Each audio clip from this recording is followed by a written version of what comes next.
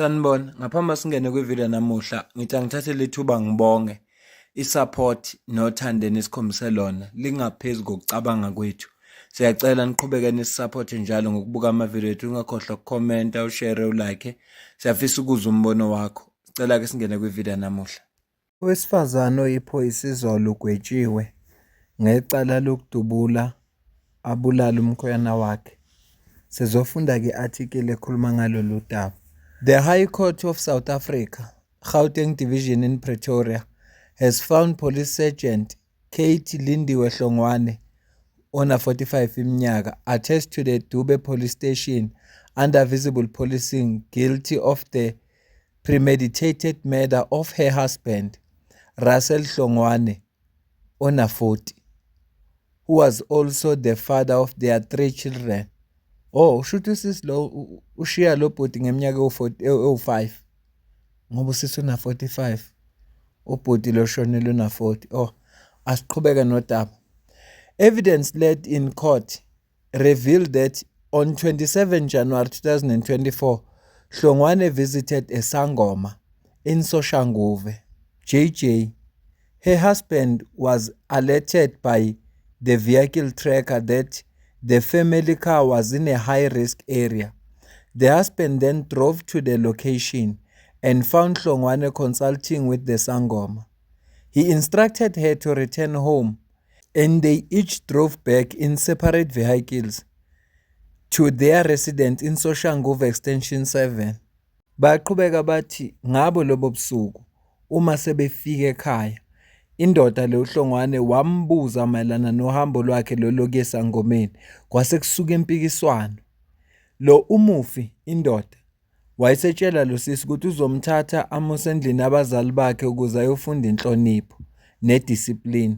They began loading Hlongwane's clothes into their vehicle and drove off together. A few minutes later, in the early hours of the morning, they returned home, where Hlongwane shot her husband several times with her service pistol. Upon hearing the car return and gunshots, shortly after, the family's domestic worker went outside to investigate. She then met Hlongwane, who ignored her when she asked about her husband's whereabouts. The helper continued to search and found the deceased lying on the ground outside their gate, bleeding. A neighbor, who also heard the gunshots, rushed the victim to Acacia Hospital, where he later succumbed to his injuries. Hlongwane was arrested by the SAPS the same day, on the 28th of January 2024, and the case was referred to the Independent Police Investigation Directorate, IPID, for investigation. In court, Hlongwane pleaded not guilty, claiming that the firearm discharged accidentally during a struggle with her husband. However, Advocate Vungani Khoza for the state presented expert ballistic evidence which contradicted her version. The ballistic expert, trained in distance determination and wound analysis, demonstrated that the shots were fired from a distance, disproving her claim and proving the state's case beyond a reasonable doubt. In his judgment, Judge Papi Masopa said the accused version was unconvincing and improbable. He rejected her evidence, finding state case credible and unchallenged. The matter has been postponed to 1 December 2025 for sentencing proceedings. Kusho ukuthi inkulu indaba usisabeka ihambele kwisangoma. Futhi angikholwa mina ukuthi ningathi nihlala nobabili nina nezingane ningahlula ukukhuluma nibonisane uma ngabe nizoya emntwini nihambe nobabili noma usisi bezihambelene iside lakhe, ngoba ngokuvela kodaba ubhuti waze ngenxa ukuthi i-tracker imtshelile ukuthi imoto iku-high risk area. Iyona nje into enza ukuthi ubhuti azazi ukuthi usisi lo sesangomeni. Ayiwanda yini le ngaka usisabeka ihambele ayisamsizanga nalonto ebemambelo banamhlanje usephelelo umsebenzi, usehlukene nezingane zakhe, usebhekane nesigwebo azosithola ngomhla ka 1 December. Ya, ibhlungu lento le. kodwa nje kukhombisa ukuthi bebengenakho ukuzwana kahle emshadweni wabo noma kulokuthandana kwabo. Angeke uthandana nomuntu umfihlele uthi esangomeni unless kunezinto ozihambelayo ezinganithinti nobabili ezithinta wena wedwa. Sekungaba yileso isizathu. Asidluleke kulolu daba singene kolunye. Endaweni yasePotchefstroom ngapha eNorth West, amaphoyisa athola i-truck ayivimba ngaku-N12 bayithola ukuthi ilayisha ugwayi ongekho semthethweni lo kuthiwa i-illicit cigarette. Ivalue yakhona ebalelwa ku-3 million rand. Abasolwa ababili baboshiwe-ke kuleso sigameko. Kazi ububuya kuliphi izwe logwayi? Hayi, eSouth Africa ngiyabona kulula ukwenza ubugebengu, kodwa amaphoyisa kulezi nsuku ayabopha. Hayi, ngiyakuncoma lokho kulokwenza kwamaphoyisa. Yeyi kulezi nsuku amaphoyisa ayabopha, asidlule phambili.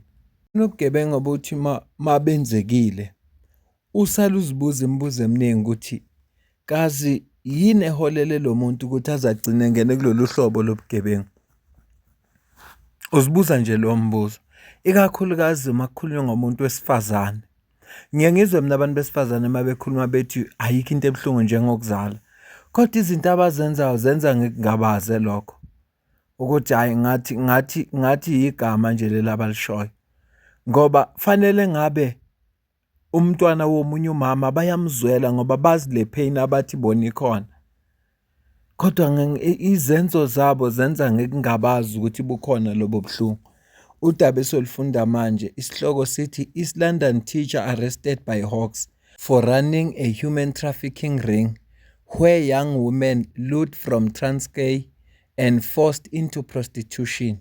The Hawks East London Serious Organized Crime Investigation Unit arrested a 52-year-old teacher, Vuyokazi Gama, on the 15th of October 2025.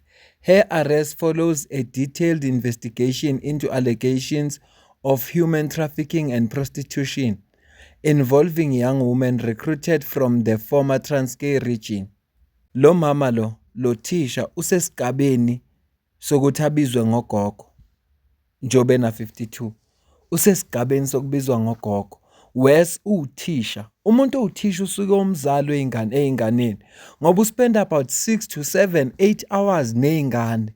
Ingakho ngithe ukhona ubugebengu ukuthi uma ufunda ngabo uzibuza ukuthi kazi bekwenze njani, ufike kanjani ukuthi azangene kulolu hlobo lobugebengu. Asiqhubeke nodaba lakhe. According to investigations, the probe began in September 2023 and revealed that Gama allegedly targeted women from Qumbu, Mthatha and Nqeleni. The victims were transported to East London, where they were allegedly kept at her home and forced into prostitution. Preliminary findings showed the victims engaged in sexual activities with clients who paid for their services.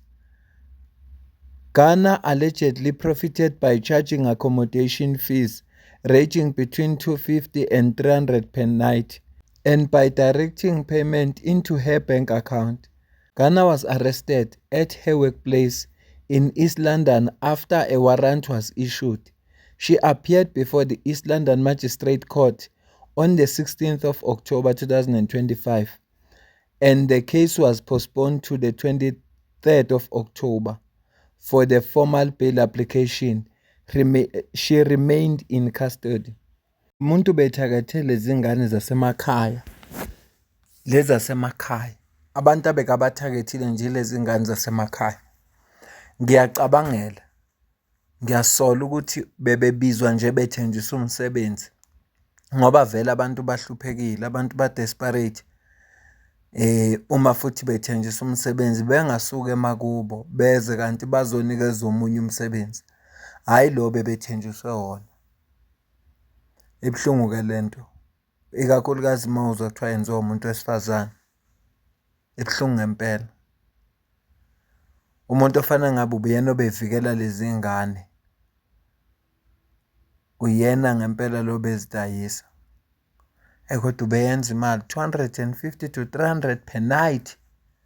Hey, ubeyenza imali futhi bebengeke bekwazi ukumrobha ngoba phela ama-client bowabhadala kuye, imali bengena kwi-bank account yakhe. So bebengeke bakwazi ukumrobha, bebengeke bekwazi ukuthi bethi i-client alibhadalanga. Ya, ilokhu ebengithi angikwazi sekhona ngokuqhubekayo kuleli zwe lakithi, kule South Africa yethu ekukhululekileyo, esiphethwe umongameli wethu esimthandayo uRamaphosa. Mina nawe sidibane kwividiyo elandelayo. Ngiyabonga.